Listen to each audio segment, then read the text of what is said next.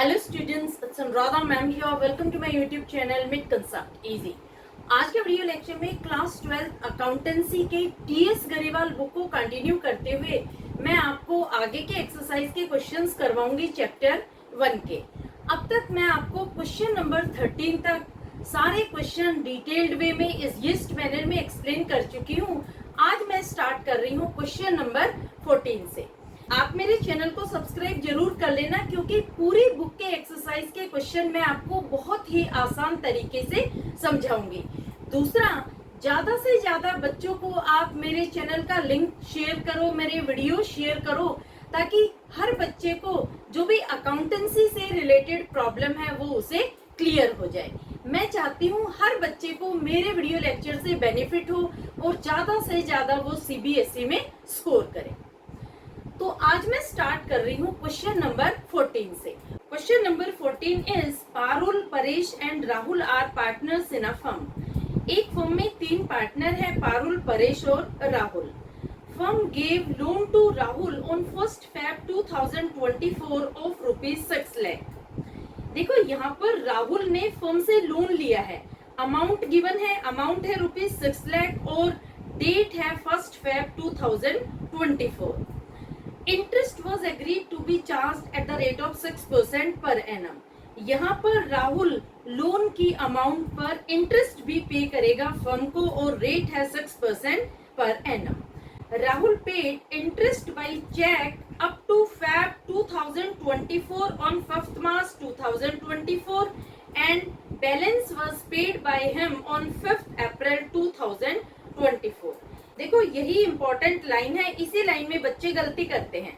इस लाइन का मतलब क्या हुआ कि राहुल ने फरवरी का जो इंटरेस्ट ऑन लोन है वो 5 मार्च को पे कर दिया और जो बैलेंस बचा था उसे राहुल ने पे किया है 5th अप्रैल को।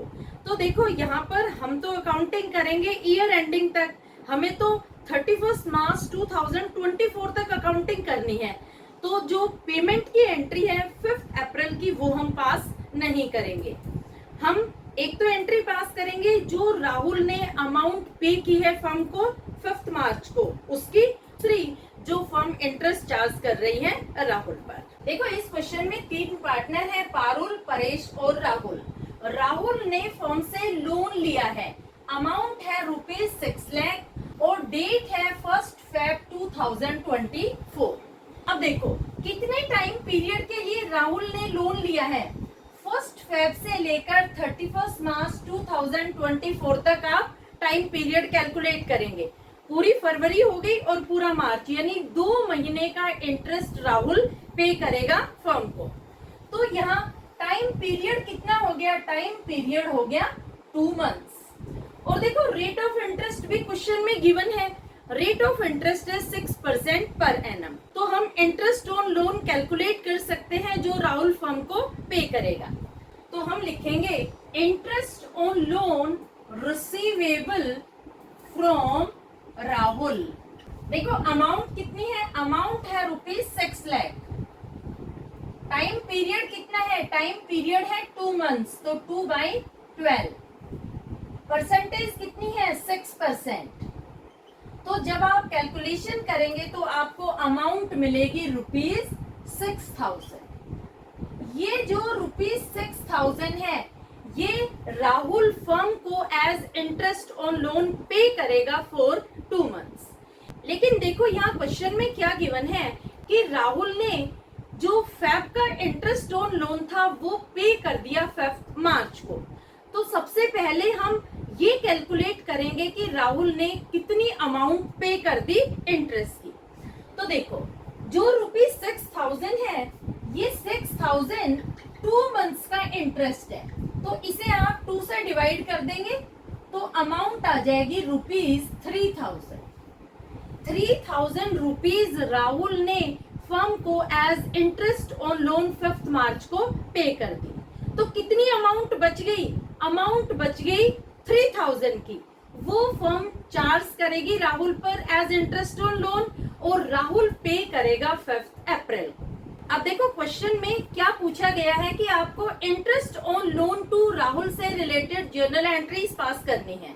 तो हम यहाँ पर 3 जर्नल एंट्रीज पास करेंगे। पहली एंट्री होगी जब राहुल पेमेंट कर रहा है interest on loan to firm, तो एंट्री होगी बैंक अकाउंट डेबिट। अमाउंट कितनी है? अमाउंट है ₹3000, क्योंकि राहुल ने 3000 रुपए जो फैब का इंटरेस्ट ऑन लोन था वो 5 मार्च को पे कर दिया। तो एंट्री लिखेंगे bank account debit ₹3000 to interest on loan to Rahul.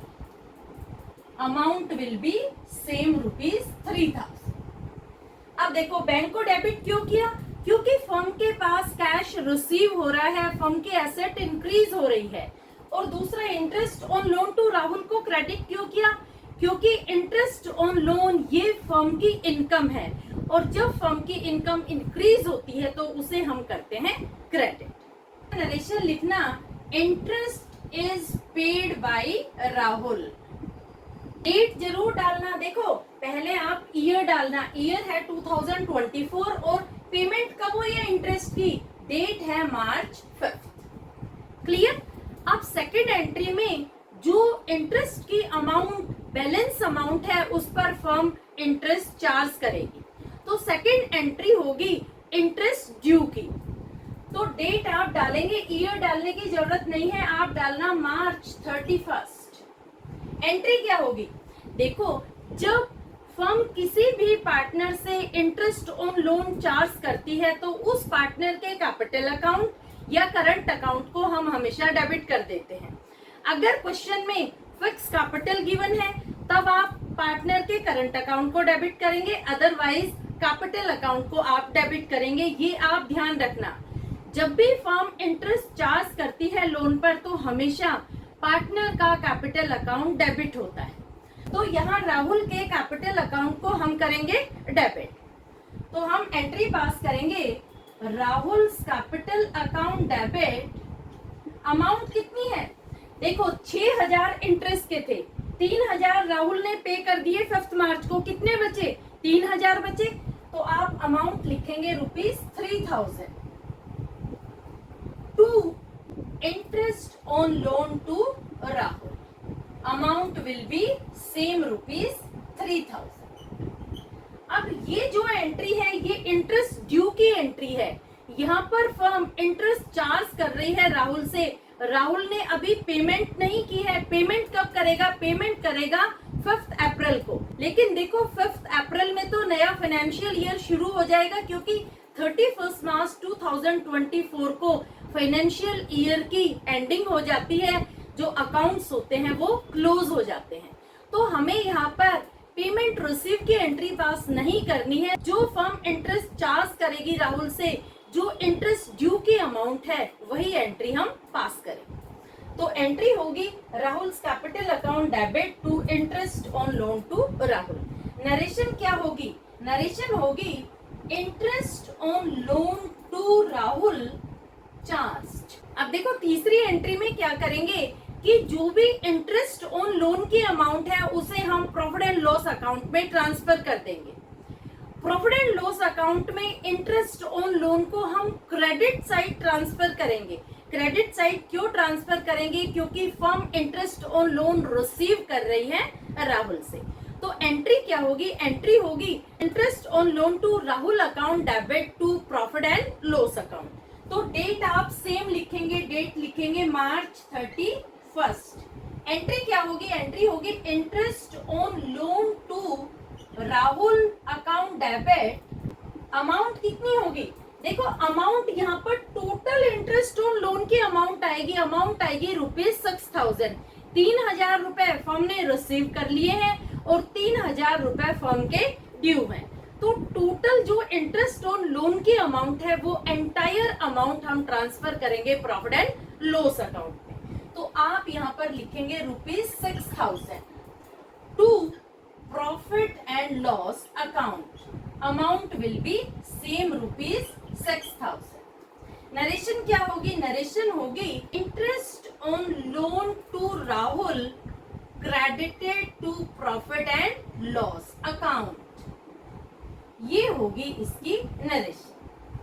तो ये 3 एंट्री पास करेंगे इस क्वेश्चन में। हम पहली एंट्री होगी जब राहुल फैब के इंटरेस्ट ऑन लोन की पेमेंट कर रहा है। दूसरी एंट्री होगी जब फर्म मार्च का इंटरेस्ट चार्ज करेगी राहुल से। और तीसरी एंट्री में जो इंटरेस्ट ऑन लोन की अमाउंट है उसे हम ट्रांसफर कर देंगे प्रॉफिट एंड लॉस अकाउंट। तो होपफुली आपको तीनों एंट्री समझ में आ गई होगी। ये है सॉल्यूशन क्वेश्चन नंबर 14 का। इसका एक स्क्रीनशॉट ले लो। अब देखो, जो आपको क्वेश्चन नंबर 15 से क्वेश्चन में सोल्व करवाऊंगी वो प्रॉफिट एंड लॉस एप्रोप्रिएशन से रिलेटेड है। तो क्वेश्चन करवाने से पहले मैं आपको कंसेप्ट क्लियर कर देती हूँ कि profit and loss appropriation account होता क्या है और किस तरह से आप उसे प्रिपेयर करेंगे।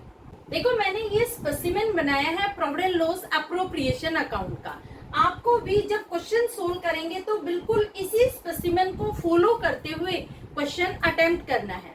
सबसे पहले आप टॉप में लिखेंगे profit and loss appropriation account for the year ended. जो भी क्वेश्चन में गिवन है वो आप डेट डालेंगे। और आप कैपिटल में क्या लिखेंगे, profit and loss appropriation account for the year ended, ये आप स्मॉल लेटर्स में लिखेंगे। अब देखो, 4 कॉलम बनाएंगे।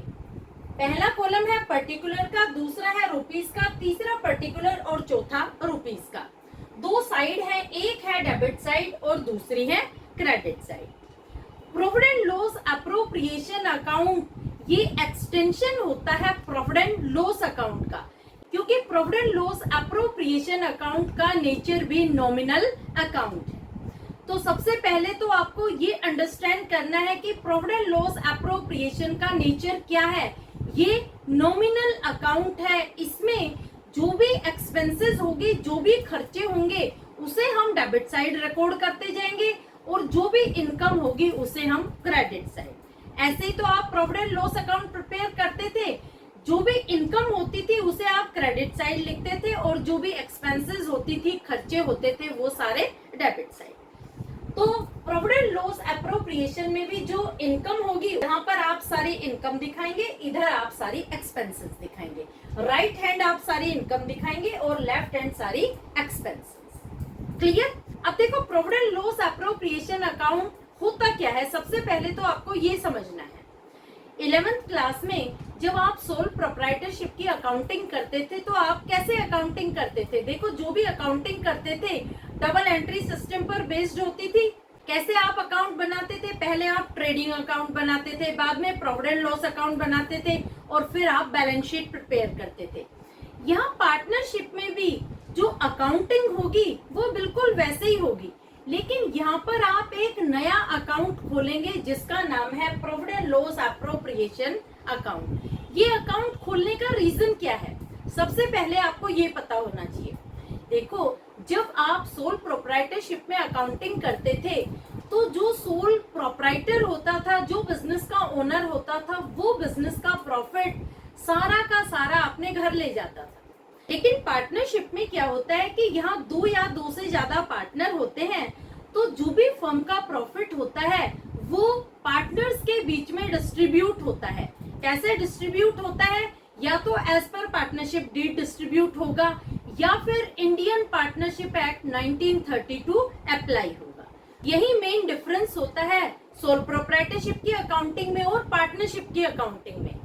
पार्टनरशिप की अकाउंटिंग में ही हम profit and loss appropriation account prepare करते हैं। सोल प्रोप्राइटरशिप की अकाउंटिंग में profit and loss appropriation account prepare नहीं किया जाता, ये आप ध्यान रखना। क्यों नहीं प्रिपेयर किया जाता? क्योंकि एंटायर प्रॉफिट पार्टनर अकेला ही अपने घर ले जाता है, प्रॉफिट को किसी के बीच में भी डिस्ट्रीब्यूट नहीं करता। जबकि पार्टनरशिप की अकाउंटिंग में किसी पार्टनर को इंटरेस्ट ऑन कैपिटल देना है, किसी को कमीशन देना है, किसी को सैलरी देनी है, रिजर्व्स भी क्रिएट करते हैं पार्टनर्स ताकि फ्यूचर में बिजनेस को स्ट्रेंथन किया जा सके, किसी से इंटरेस्ट ऑन ड्रॉइंग चार्ज करना है, और जो रिमेनिंग प्रॉफिट होता है वो पार्टनर्स के बीच में डिस्ट्रीब्यूट होता है, या तो उनके एग्रीड रेशियो में जो पार्टनरशिप डीड का रेशियो है उसके अकॉर्डिंग, या फिर इक्वली डिस्ट्रीब्यूट होगा। तो देखो किस तरह से आप स्टार्टिंग करेंगे profit and loss appropriation account की। सबसे पहले आप लिखेंगे by profit and loss account और ब्रैकेट में आप लिखेंगे नेट प्रॉफिट, ये आपको क्वेश्चन में गिवन होगा। देखो जरूरी नहीं है कि हर बार आपको प्रॉफिट ही मिले, कई बार ऐसा होता है कि बिजनेस में लॉस भी इनकर हो जाता है। तो अगर क्वेश्चन में लॉस है तो आप लिखेंगे to profit and loss account और ब्रैकेट में लिखेंगे नेट लॉस। ये आपके क्वेश्चन की स्टार्टिंग है। अब देखो ये दोनों आइटम एक साथ नहीं आएंगे, मैंने यहाँ पर स्टार बनाया है दोनों पर। स्टार किस रीजन की वजह से बनाया है कि फर्म में या तो प्रॉफिट अर्न होगा या फिर लॉस इनकर, दो में से एक चीज होगी, दोनों चीज एक साथ नहीं होगी। तो जो चीज आपको क्वेश्चन में गिवन है, अगर प्रॉफिट गिवन है तो आप क्रेडिट साइड से स्टार्टिंग करना, आप लिखना by profit and loss account, bracket में लिख देना नेट प्रॉफिट और अमाउंट आप यहाँ लिख देना। अगर क्वेश्चन में नेट लॉस गिवन है तो आप ये सब नहीं लिखेंगे, ये आप नहीं लिखेंगे, आप स्टार्टिंग करेंगे to profit and loss account से, ब्रैकेट में आप लिखेंगे नेट लॉस और अमाउंट आप रुपीस के कॉलम में लिख देंगे। तो ये आपको समझ में आ गया। जो मैंने स्टार बनाए हैं, इस स्टार बनाने का यही रीजन है कि इन दोनों में से एक ही आइटम अपीयर होगा, चाहे प्रॉफिट या फिर लॉस। क्लियर? देखो सपोज बिजनेस ने प्रॉफिट अर्न किया है और पार्टनर्स के बीच में पार्टनरशिप डीड भी है कि पार्टनर को इंटरेस्ट ऑन कैपिटल भी देना है, पार्टनर को सैलरी भी देनी है, कमीशन भी देना है, रिजर्व्स भी क्रिएट करने हैं ताकि बिजनेस में फाइनेंशियल पोजीशन को स्ट्रेंथन किया जा सके। इसके साथ साथ आपको इंटरेस्ट ऑन ड्रॉइंग भी चार्ज करना है पार्टनर से। तो ये सारी एंट्रीज आप कहाँ दिखाएंगे और कैसे दिखाएंगे, ये मैं आपको बता रही हूँ। देखो अगर हमें पार्टनर को इंटरेस्ट ऑन कैपिटल देना है तो आप लिखेंगे to interest on capital. Business में जितने भी पार्टनर हैं, सारे पार्टनर के आप नाम लिख देंगे और टोटल अमाउंट को आप लिखेंगे रुपीस के कॉलम में।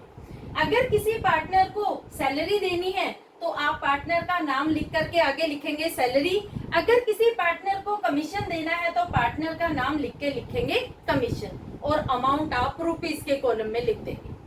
अब देखो अगर बिजनेस में रिजर्व क्रिएट किए गए हैं, अगर पार्टनर्स चाहते हैं कि प्रॉफिट के एक छोटे से हिस्से को रिजर्व के रूप में रखा जाए ताकि फ्यूचर में फाइनेंशियल पोजीशन को स्ट्रेंथन किया जा सके, तो आप लिखेंगे टू रिजर्व, अमाउंट आप यहाँ लिख दें। क्लियर? अब देखो अगर किसी पार्टनर ने बिजनेस में से ड्रॉइंग की है, यानी अमाउंट अपने पर्सनल यूज के लिए विड्रॉ की है और इंटरेस्ट ऑन ड्रॉइंग आप चार्ज करेंगे, ये एग्रीड है, तो आप क्रेडिट साइड लिखेंगे बाय इंटरेस्ट ऑन ड्रॉइंग और अमाउंट आप रुपीस के कॉलम में लिख देंगे। क्रेडिट साइड क्यों लिखेंगे इंटरेस्ट ऑन ड्रॉइंग? क्योंकि ये फर्म की इनकम है। Interest on drawing firm receive कर रही है और जो interest on capital, partner salary, partners commission, ये सारे फर्म के एक्सपेंसेस हैं। तो अभी अभी मैंने आपको बताया था कि profit and loss appropriation account ये नॉमिनल इन नेचर होता है। नॉमिनल इन नेचर का रूल क्या होता है कि debit all expenses and losses, credit all income and gain. तो यहाँ पर हमें इनकम हो रही है इंटरेस्ट ऑन ड्रॉइंग की, तो हमने उसे कर दिया क्रेडिट। हम यहाँ पर एक्सपेंस कर रहे हैं इंटरेस्ट ऑन कैपिटल की, पार्टनर को इंटरेस्ट दे रहे हैं कैपिटल की अमाउंट पर, हम पार्टनर को सैलरी दे रहे हैं, हम पार्टनर को कमीशन दे रहे हैं, यानी फर्म एक्सपेंसेस इनकर कर रही है, फर्म खर्चा कर रही है। तो जो भी खर्चा होगा उसे आप लिखना डेबिट साइड और जो भी फर्म की इनकम होगी उसे आप लिखना क्रेडिट साइड। इस तरीके से आपको बनाना है profit and loss appropriation account. Clear? और फाइनली आप टोटल कर देंगे। जब आप टोटल करेंगे आपको पता है जो टोटल लिखेंगे दोनों साइड इक्वल लिखेंगे, जो भी साइड ज्यादा होगी उसी साइड का टोटल आप लिखेंगे और दोनों साइड सेम टोटल ही लिखा जाएगा।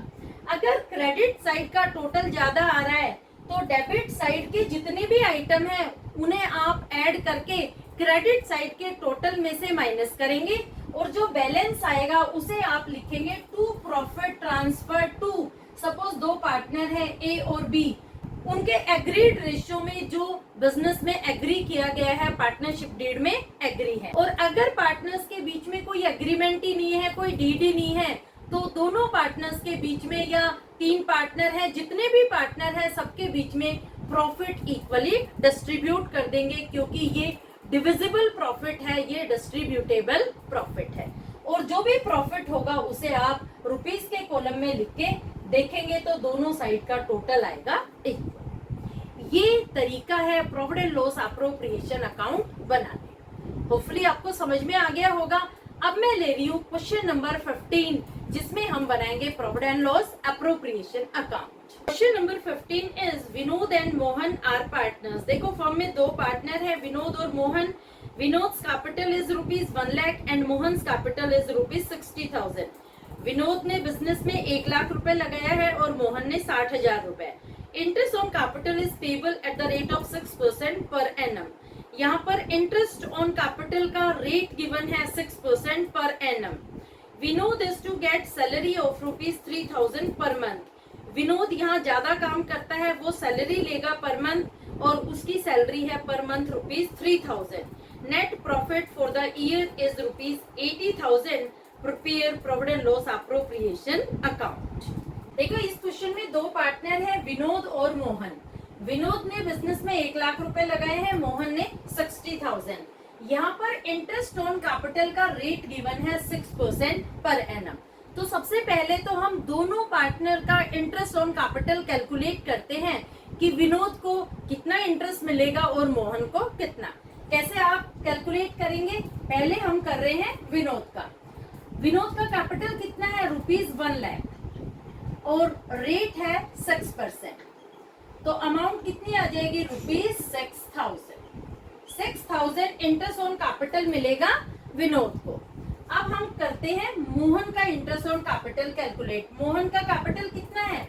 60,000 इंटू 6/100।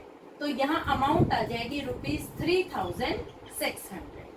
ये दो अमाउंट है इंटरेस्ट ऑन कैपिटल, ये हमने कैलकुलेट कर ली। अब देखो जो विनोद है वो 3,000 रुपए पर मंथ सैलरी लेगा। तो यहाँ पर आपको पर मंथ की सैलरी गिवन है, आपको ईयर की सैलरी कैलकुलेट करनी है। तो कैसे कैलकुलेट करेंगे? आप 3,000 को 12 से मल्टीप्लाई कर देंगे। तो विनोद की सैलरी आप कैसे कैलकुलेट करेंगे? 3,000 multiplied by 12 is equal to rupees 36,000।